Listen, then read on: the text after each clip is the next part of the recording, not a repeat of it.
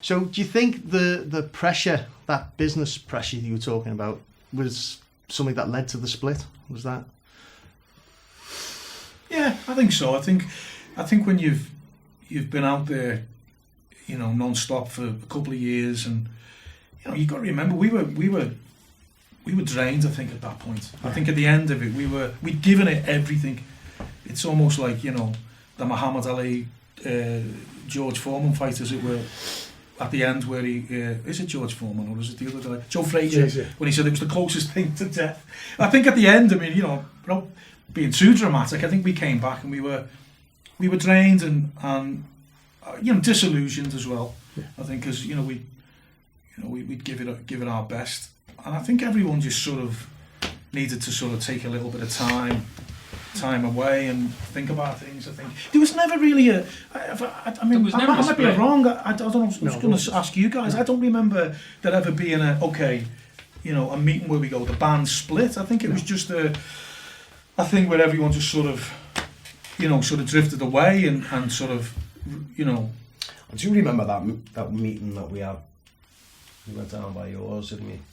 Down to yours, and we had a little meeting, and we were talking about it. And I think it was mostly record company issues and stuff. Yeah. And you know, it was like, you know, which way are we going to go here? I do remember that. I think my only regret is, I think looking back again in retrospect, 2020 and all that, when you're younger, I think I tended to think that, you know, I didn't realise you could have like a band could have a hiatus, you know, and then kind of do other things and then sort of regroup a year or two later. That kind of, it didn't sort of occur. I didn't think you were allowed to do that for some reason. That's what I was going to ask you. Do you wish you'd done things differently? That's my only, I mean, I haven't got any regrets with Treehouse, but if there's one, it's probably not taking a year out and maybe even two. Yeah. And then at the end of that, if everyone felt the same, then go, okay, that's cool. Because the second record, which ironically, I ended up putting out as a solo record,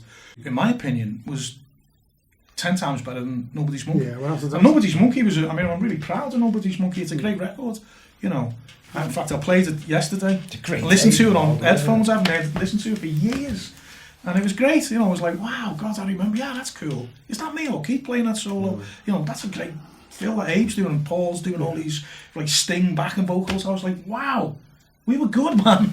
You know, but the second record was arguably a better record. I think it's that thing, we'd sort of, you know, it's like we'd sort of hit our mark, you know. Yeah. And my only regret is not, I mean, I don't know what the guys feel, but we probably should have took time out for a year or two and come back. But, you know, it is what it is. And, you know, it's not a bad thing, but that's my only sort of... I think what it was as well, from my perspective, I mean, you two guys especially been pushing this thing for years, you know.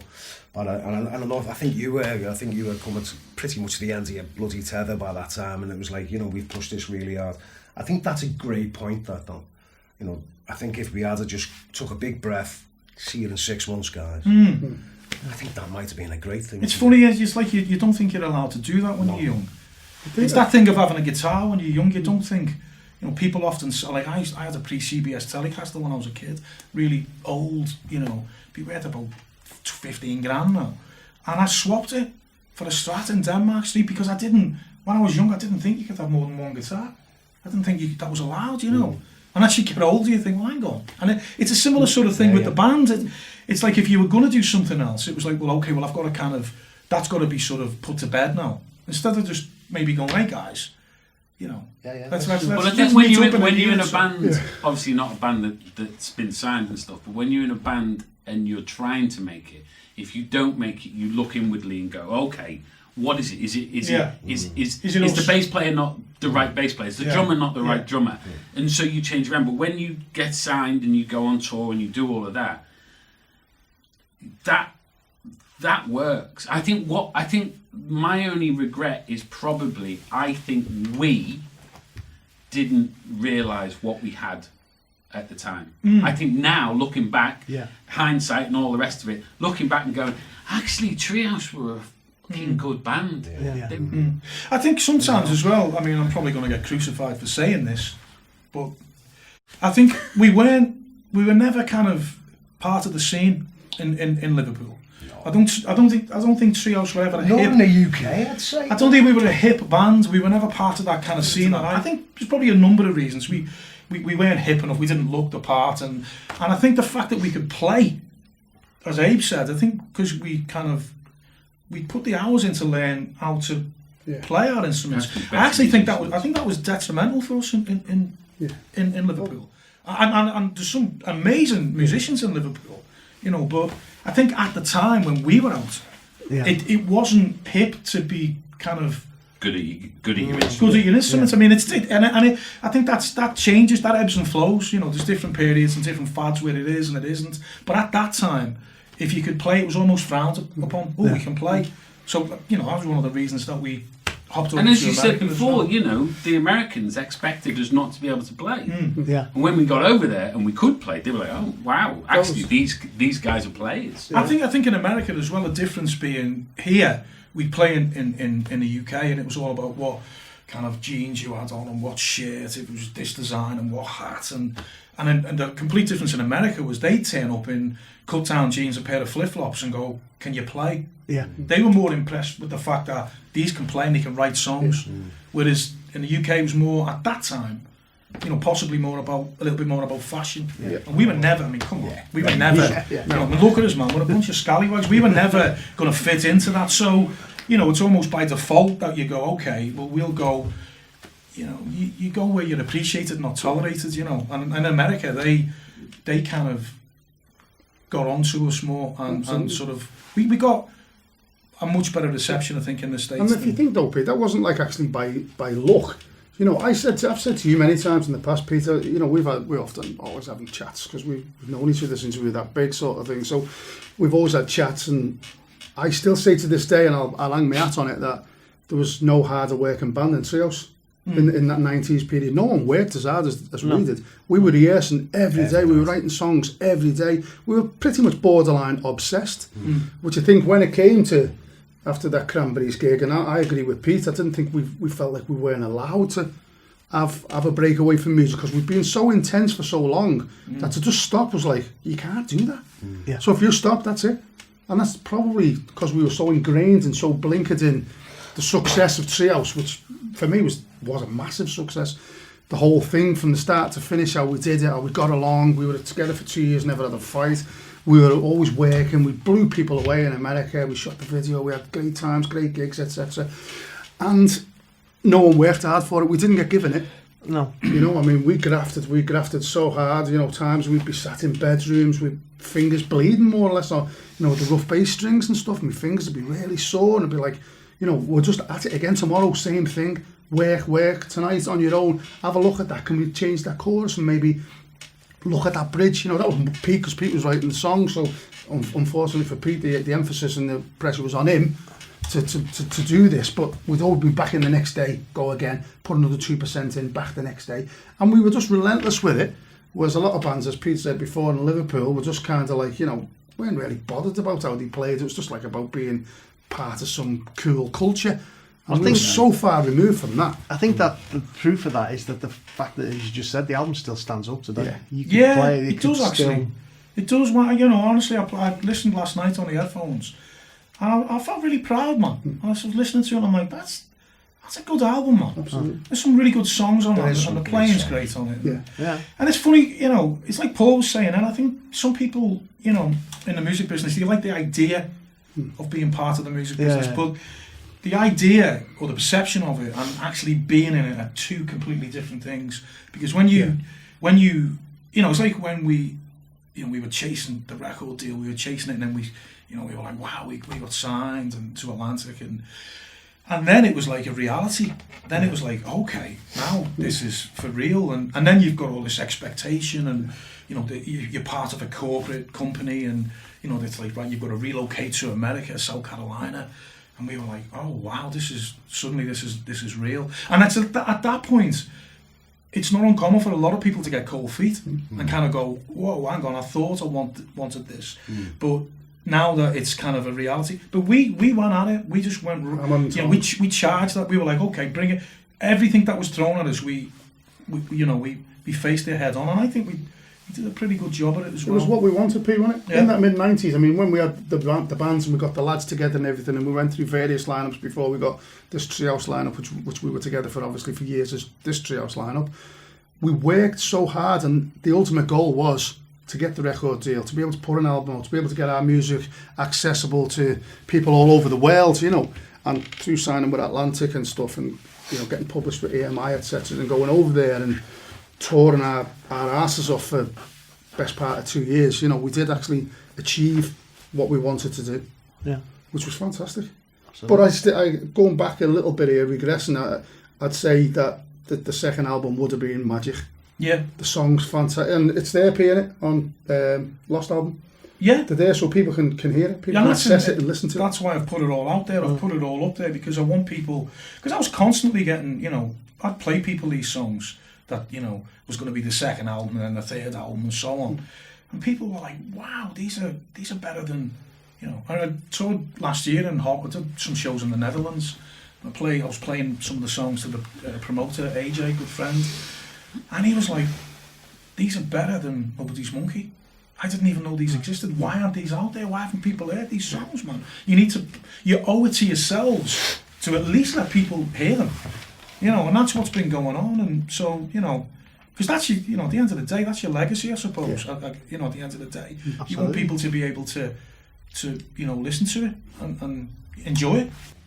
So you've all agreed that you maybe you finished before you should have done, and it wasn't the time.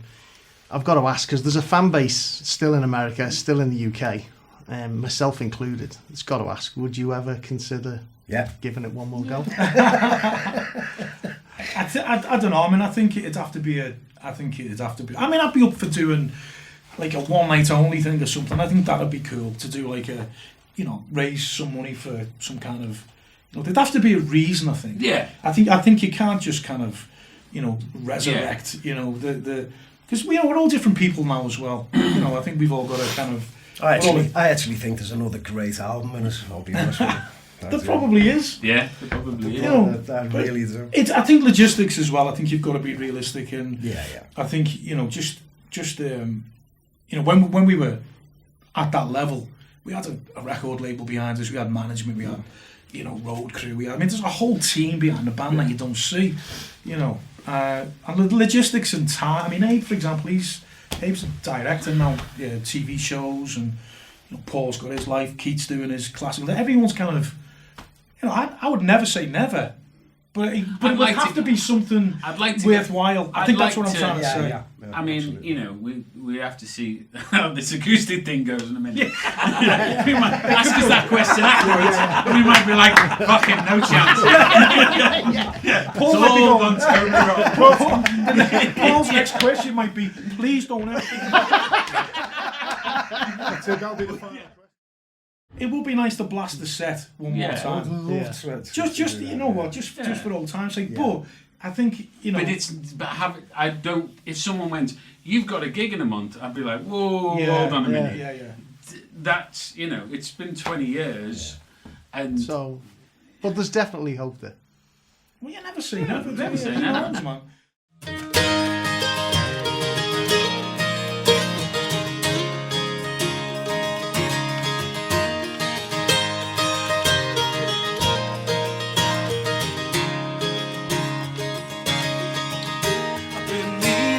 Tell you the things that I wanted to say, but each time I try to, you turn around, push me away. You said everything's different, but everything feels just the same. As you go casting your shadows of doubt over me once again. Isn't it strange that I'm walking a tightrope in circles again? I don't know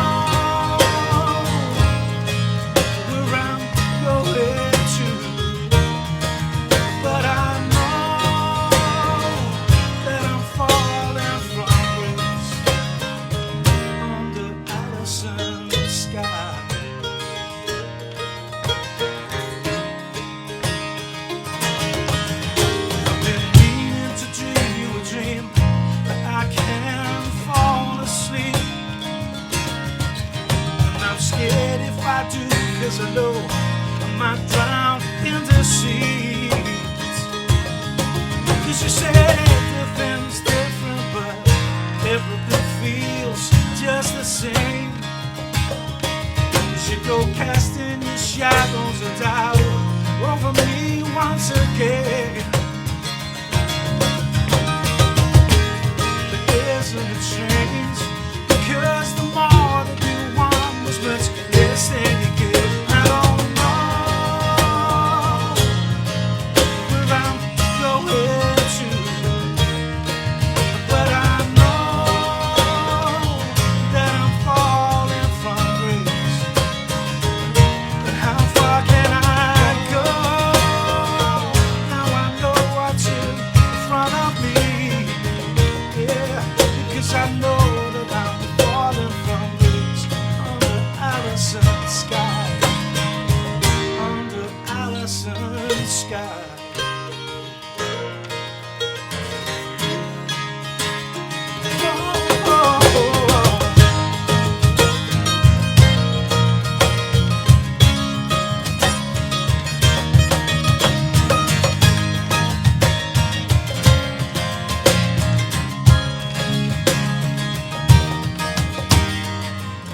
Cause when the big wheels are turning, it's just another day as you turn the page, and then you realize that things are never gonna change. And now I know where I'm going to, and I know that I'm falling from grace. How far can I go?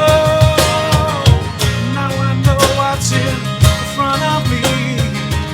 Yeah, because I know that I'm falling from grace under Allison's sky.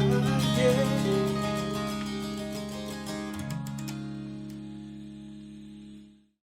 This whole sort of interview and stuff is just to kind of say hello to all the cool fans in the UK and the US that, you know, we were really lucky enough to get on board and just let them all know that we're still here, because I still tour over there a lot. I was there in November and last summer for 2 months with Edwin.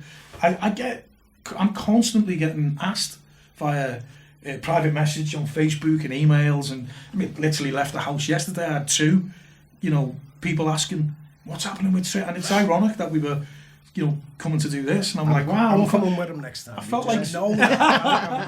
But you know, so there's definitely you know, I think there's a lot of goodwill, I think, for Treehouse. Yeah, I think a lot of the people saw the band, and I think they were probably as surprised as we are that it didn't happen. Yeah. That's a good point. Because we used to, you know, we used to do it well, and people would just. It was weird. You go, you know, at the gigs, you'd have certain people turn up, and then it just got bigger, and it kept getting bigger, and it was like, oh, this is a roll. This is happening, and it was going that way, and I think that, you know, the candle got put out way before it should have. Yeah.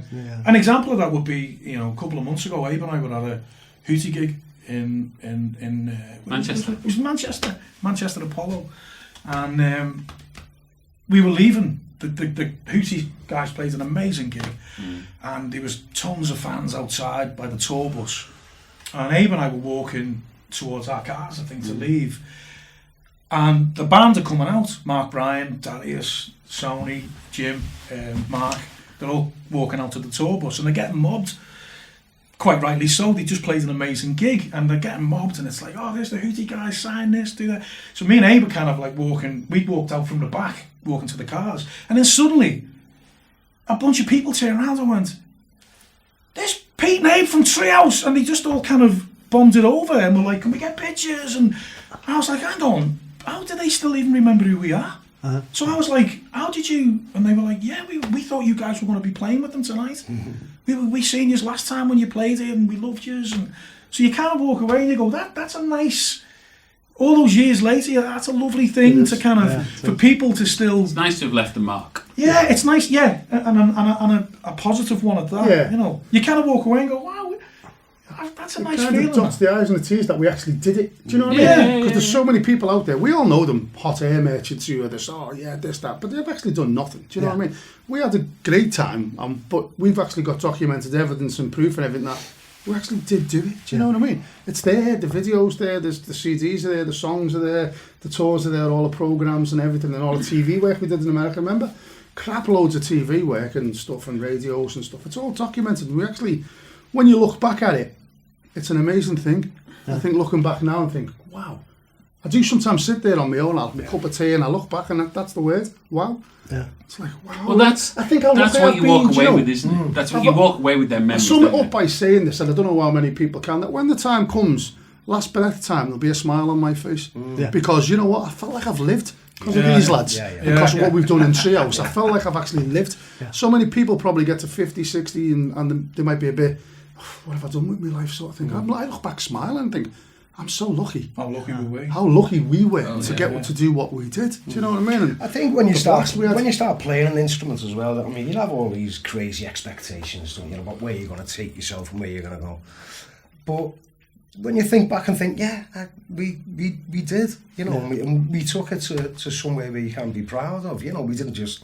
It wasn't just a little thing in our lives. It was a big thing in our lives, and we definitely made the mark. Action-packed, when it fun-filled. Yeah, it was full on. I say people are still kind of get regular contacts asking, you know, what the band are up to. You know, are you just going to make another record? And I'm like, wow, even asking that this long, there's been that much of a gap. I think you've got to do something. It's nuts, and you can't. I'm with Keith. Yeah. Do you think we're all still crackers? Right, well, thank you very much. It's been a pleasure. Thank you. Trip down memory lane. Thank you, and watch this space, as they say. Good man. Watch this space.